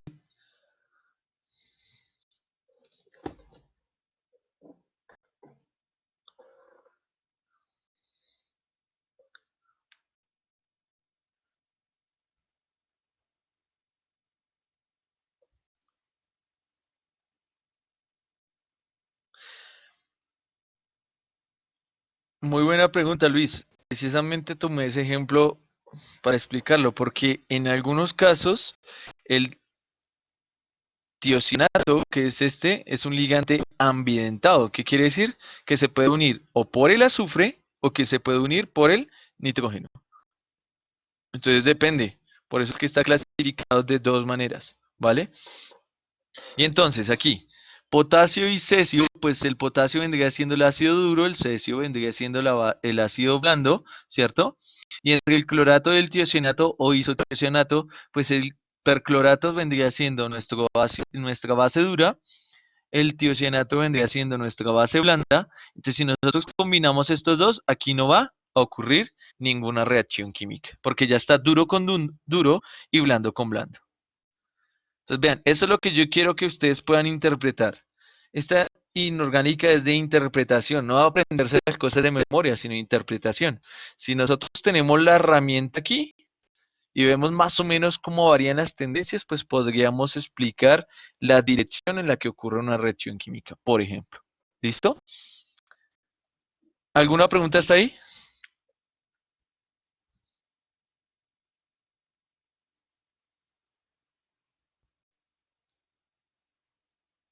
Creo que no, creo que no. Muy bien, no ocurre, Marian. Ah, listo. Lo de las bases medias, lo que te decía Tala es que realmente, como esto es totalmente cualitativo, pues hay algunos metales que no los podemos clasificar ni de duros ni de blandos, ¿sí? Que es una escala totalmente relativa. Pero entonces, lo que importa aquí es comparar los ácidos que tú tienes en la reacción química y comparar las bases. Entonces, simplemente es ver si una base es más dura que la otra, pues esa será la dura y la otra será la blanda. Entonces, bien, fíjate que en este caso, aquí tenemos el perclorato, ¿cierto? Que es una base dura, ¿cierto? Y el tiocianato, que lo tenemos por aquí, que es una base media.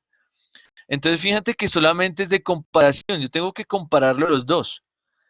El perclorato vendría siendo el duro y el tiocianato, aunque aquí diga media, pues vendría siendo nuestro blando, porque los estoy comparando los dos. Lo mismo hago yo con los metales. Pero si yo tengo este tiocianato, ¿sí? Y yo lo comparo con el grupo fenilo, que sería este de aquí, ¿vale? Entonces, aunque aquí dice media, comparativamente hablando, aquí el tiocianato sería el duro, ¿sí? Y este vendría siendo ¿qué? El blando, ¿sí? Eso es lo que hay que ver, ¿vale? O sea, sin importar si está aquí o si está por acá, ¿vale? O sea, yo los comparo los dos. Realmente no me importa si está medio, no medio o blando, yo los tengo que comparar, ¿sí? Para saber quién sería el duro y cuál sería el blando, ¿sí? Esa es la idea, ¿vale? Y listo. Y entonces, por ejemplo, esto que ya voy a acabar, lo prometo. Fíjense, por ejemplo, en la solubilidad de los diferentes halogenures de sodio y de plata. Fíjense que el sodio tiende a formar compuestos que son iónicos, o sea que son solubles en agua. Pero fíjense que el fluoruro de sodio tiene una solubilidad en moles por litro menor que la del cloruro, menor que la del bromuro, menor que la del yoduro, ¿vale? Pero entonces, fíjense que cuando yo tengo plata por aquí, la solubilidad del fluoruro de plata es alta, pero cuando yo salto al cloruro de plata, vean, es menos soluble, el bromuro de plata es menos soluble, el yoduro de plata es menos soluble. ¿Cómo me podrían ustedes explicar este comportamiento a partir del concepto de duro y de blando? Ahí sí les pido que activen el micrófono. Ya voy a acabar. 5 minutos más y acabo.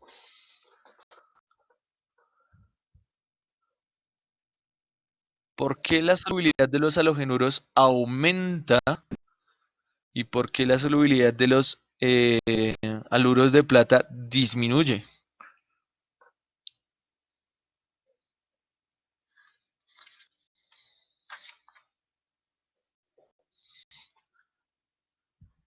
¿Quién quiere decirme algo sobre eso?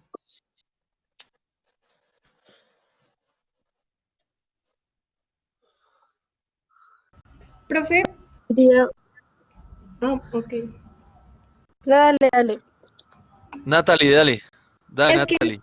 segura si tiene que ver también con la propiedad de lo del cation y el anión, en lo del radio atómico, como en el ejemplo que nos habías dicho del ácido fluorhídrico. Muy bien, sí, lo que pasa es que recuerda que ya todo está relacionado, entonces realmente el concepto de duro y blando también depende del radio, ¿sí? O sea que sí tendrías razón con lo del radio, pero entonces ¿por qué en uno aumenta la solubilidad y por qué en el otro disminuye? Por allá Carol escribió algo, porque el fluoruro es más duro, escribió Carol, no sé por qué Carol le da pena hablar.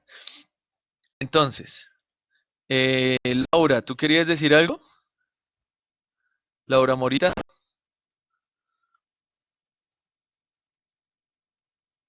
Entonces vean. El sodio, si nosotros lo comparamos, el ion sodio sería un ácido duro y la plata sería un ácido blando, ¿sí? Depende de la ubicación que tengan en la tabla periódica, ¿vale? Si yo comparo los halogenuros, el fluoruro sería el más duro de todos, ¿cierto? Este también sería duro si lo comparo con el bromuro, pero sería blando si lo comparo con el fluoruro. Y el más blando de todos sería el yoduro, ¿cierto? O sea que la blandura, por decirlo de alguna manera, aumenta en este sentido. ¿Listo? Entonces el sodio, en sus puestos, prefiere estar con quién? Con el ion fluoruro, ¿cierto? Entonces cuando nosotros tenemos sodio y flúor y tengo el sólido, que vendría siendo el fluoruro de sodio este es menos soluble, ¿por qué? Porque ellos prefieren estar ¿qué? Unidos entre sí. Ellos no se van a disociar, por eso su solubilidad es la más pequeña. En cambio, cuando empieza a aumentar la blandura del halogenuro que yo tengo acá, ¿cierto? Pues entonces, ¿qué significa? Que el sodio se vuelve menos afín con el cloruro, menos afín con el bro, menos afín con el yoduro, y entonces ¿qué pasa? Que se pueden separar más fácilmente. Por eso la solubilidad empieza a aumentar. ¿Sí ven? En cambio, duro con duro, pues la solubilidad es pequeña, porque ellos tienden a mantenerse unidos. ¿Sí? Pero si miramos, por ejemplo, ahora el fluoruro de plata, pues el fluoruro de plata va a pasar lo contrario. Como es un ácido blando, pues él prefiere estar con el más blando de todo, vendría siendo el yoduro. Por eso es que la plata y el yodo se mantienen juntitos y por eso su solubilidad es más pequeña. Cambio, si yo me muevo de aquí hacia allá, pues aumenta la dureza de esa base y entonces por ende la solubilidad también empieza a aumentar. Aquí en este caso yo voy a tener fluoruro de plata donde tengo base, un ácido blando con una base dura, ¿cierto? Entonces ellos se van a tender a ¿qué? A disociar. Por eso es soluble y estos no lo son. Entonces depende de ese concepto, ¿sí? El nitrato de plata sería lo contrario, pero es que el nitrato de plata sí es soluble, precisamente porque el ion nitrato, digamos que por el tamaño, exactamente, sería una base que sería una base dura, ¿sí? El ion nitrato es una base dura, el nitrógeno es un elemento bastante electronegativo, los nitratos son bases duras, en cambio la plata, ¿cierto? Sería un ácido blando, entonces ¿qué pasa? Ellos tienden a disociarse. Por eso es que el nitrato de plata es soluble, ¿sí? A través de ese concepto. Vean que es otra herramienta que nos permite de alguna manera explicar el porqué de las cosas. ¿Listo? Inclusive nosotros podemos aplicar ese mismo concepto blando y duro para, por ejemplo, describir este diagrama que nosotros tenemos aquí. ¿Se acuerdan que el primer día ya en el laboratorio hablamos de algo que se llama el diagrama de Bertrand? Que lo que me dice es la cantidad del elemento que es esencial para nosotros, que hay un rango óptimo en el que ese elemento es esencial, que si nosotros tenemos abundancia de ese elemento, pues será tóxico, si nos falta de ese elemento, pues también vamos a tener problemas, ¿cierto? Entonces, por ejemplo, aquí hablábamos de que si tenemos una deficiencia de hierro nos va a dar anemia, pero si tenemos un exceso de hierro en nuestro organismo, podemos sufrir de enfermedades pulmonares y así lo podemos hacer con todos los alimentos. Si nosotros quisiéramos aplicar ese mismo concepto ácido, base, duro y blando, por ejemplo, para mirar la toxicidad que tienen algunos elementos, entonces fíjense que nosotros en nuestro organismo tenemos muchas proteínas, ¿cierto? Muchas proteínas que están formadas de aminoácidos, todas esas enzimas, ¿cierto? Y muchas de esas enzimas utilizan como cofactor el zinc. Entonces vean por aquí el zinc. El zinc hace parte de muchas proteínas que tenemos en el organismo. Esas mismas proteínas pueden tener grupos tioles. Este es un grupo tiol, el que se parece al alcohol pero con azufre significa que es un grupo tiol. ¿Por qué las proteínas pueden tener este grupo? Porque este aminoácido que está por aquí se llama cisteína. Es un aminoácido común que hace parte de las proteínas de nuestro organismo. Entonces el zinc pues tiende a acoplarse a ¿qué? A este tiol que tenemos por ahí. Por ejemplo, el tiol, si nosotros comparamos su blandura y su dureza, el tiol viene siendo una base que es blanda. ¿Listo? Y el zinc, pues es un ácido más o menos intermedio, puede ser entre duro y medio, entonces podríamos clasificarlo como medio, más o menos. ¿Listo? ¿Qué pasa con los elementos que son tóxicos? Recuerden que, por ejemplo, el cadmio es supremamente tóxico para nosotros, el mercurio es supremamente tóxico para nosotros, el plomo también es supremamente tóxico para nosotros, pero fíjense que su ubicación en la tabla periódica hace que estos ácidos que están aquí sean ácidos blandos. ¿Por qué? Porque son grandes, tienen alta electronegatividad. Entonces, si yo comparo el zinc, que es el que hace parte de las proteínas, y lo comparo con estos de aquí, ¿cierto? Pues el zinc vendría siendo el duro y estos vendrían siendo los blandos. Si yo tengo una proteína en donde tengo los grupos tioles que son blandos, pues los tioles prefieren unirse a quién? A estos que son blandos que al zinc. Entonces una manera de explicar la toxicidad que tienen estos elementos es precisamente por unión duro-duro, blando-blando. Que estos elementos pueden reemplazar, por ejemplo, al hierro, pueden reemplazar, por ejemplo, al zinc, que hace parte de las proteínas. ¿Por qué? Porque son más blandos y van a interactuar de mejor manera con las proteínas. Por eso son tóxicos. Entonces, lo mismo pasa, por ejemplo, con el arsénico, el selenio, el teluro, que vendrían siendo bases blandas, ¿sí? Entonces, esas bases blandas lo que van a hacer es que se van a combinar con ácidos que son eh, blandos también. Entonces, si nosotros tenemos en nuestro organismo, por ejemplo, iones magnesio, iones calcio, pero tenemos, por ejemplo, los iones zinc, pues estos iones son más duros, estos son más blandos, y entonces, ¿qué puede pasar con estas bases que yo tengo aquí? Que se pueden unir preferentemente al zinc, y entonces ese zinc ya no va a interactuar con quién, con el tiol, ¿sí? Entonces digamos que ese es el concepto que nosotros podríamos relacionar de acuerdo a la toxicidad que tienen diferentes elementos usando el concepto de duro y blando de Pearson.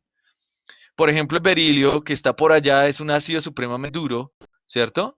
¿Por qué el berilio es tóxico para nosotros? Porque este puede reemplazar al magnesio. El magnesio también es duro, pero si lo comparamos con el berilio, pues el magnesio sería blando. Entonces, en todas las enzimas, en todas las funciones en donde se pueda meter el magnesio, pues como este es más duro, pues puede entrar el berilio y reemplazarlo. Y por eso es que nos genera toxicidad. Fíjense que a partir de este concepto nos también podríamos explicar de alguna manera un poco pequeña el por qué unos elementos pueden ser tóxicos y otros no lo son, ¿sí? De acuerdo al concepto ácido-base de Pearson. Recuerden que es un concepto puramente cualitativo, que lo que me permite es simplemente, si no tengo datos termodinámicos, una manera de explicar de manera cualitativa si ocurren o no ocurren las reacciones químicas. ¿Listo? Y ese concepto viene derivado de qué? De lo que dice Luis.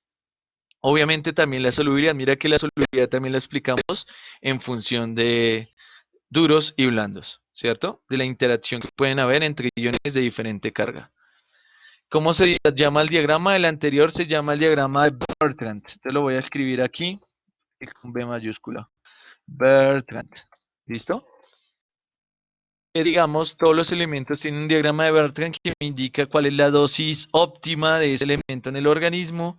Obviamente, si me salgo de ahí, pues habrán problemas. Los grupos orgánicos también los puedo considerar. ¿Por qué los puedo considerar? Porque fíjate que este grupo orgánico tiene azufre, ¿sí? Y el azufre, según la tendencia ahí, azufre -2, pues viene siendo una base relativamente blanda. Es una base intermedia, ¿sí? Es más, es más tóxico cuando es menos soluble. Eh, Fíjate que no hemos relacionado ese concepto de toxicidad y solubilidad, porque inclusive eh, te voy a poner un ejemplo que se utiliza mucho en la industria farmacéutica, o más bien para el análisis médico, y es el sulfato de bario. El sulfato de bario es un compuesto que es supremamente tóxico para nosotros, pero el problema es que el sulfato de bario, bueno, no, problema no, la ventaja es que el sulfato de bario es supremamente insoluble. Entonces, el bario tiene unas propiedades que él absorbe radiación en la longitud de onda de los rayos X. Y entonces, por ejemplo, si nosotros queremos hacer que nos hagan una difracción de rayos X de nuestro estómago, pues eso no es posible. ¿Sí? No es posible, ¿por qué? Porque el estómago es invisible a esa radiación. Pero cuando nosotros le ponemos, nos tomamos sulfato, una suspensión de sulfato de bario, porque es una suspensión, el sulfato de bario va a llegar a nuestro estómago y el bario puede absorber los rayos X. Entonces, ¿qué pasa? Que ahora nuestro estómago es visible, ¿sí? Y entonces, aunque el sulfato de bario es supremamente tóxico, como no es soluble, pues nosotros no lo vamos a absorber. Y entonces, ¿qué pasa? Que ese luego sulfato de bario va a salir en la caquita y no nos va a pasar nada. Y vean que estamos hablando de bario es tóxico, pero con esa sal tan insoluble pues, realmente no permite que nuestro cuerpo lo pueda asimilar y lo podemos utilizar. Exactamente, sí. Pues ese es el ejemplo más conocido que te tengo.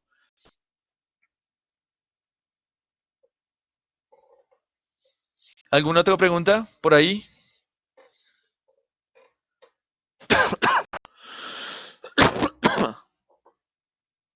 Si no hay más preguntas, entonces nos vemos la otra semana, muchachos. Ahí en el aula virtual les subiré el horario de las sesiones y demás, ¿vale?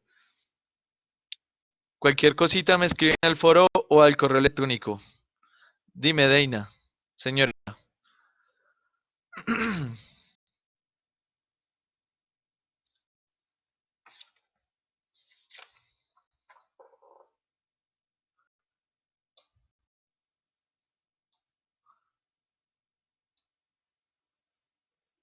Entonces, si ya los demás no tienen preguntitas por ahí, entonces ya se pueden ir para la próxima clase. Recuerden que yo también tengo clase ahorita. Me toca listarme. Entonces nos vemos, que esté muy bien. Al fin, ¿para cuándo quedó la fecha para la presentación del trabajo de parejas de la exposición, sí? 4 de abril, para el video. O sea, para mañana en 8.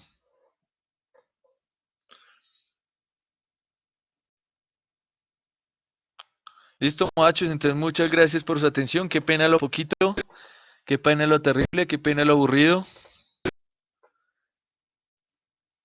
Marian, tranquila.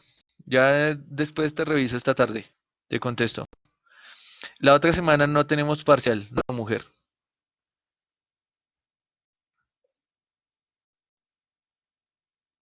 ¿Listo? Entonces que les vaya muy bien, que tengan una clase amena ahorita, más amena que esta. Y creo que ya les subí la presentación para que la tengan ahí. ¿Listo? Entonces nos vemos. Chao muchachos. Muchas gracias.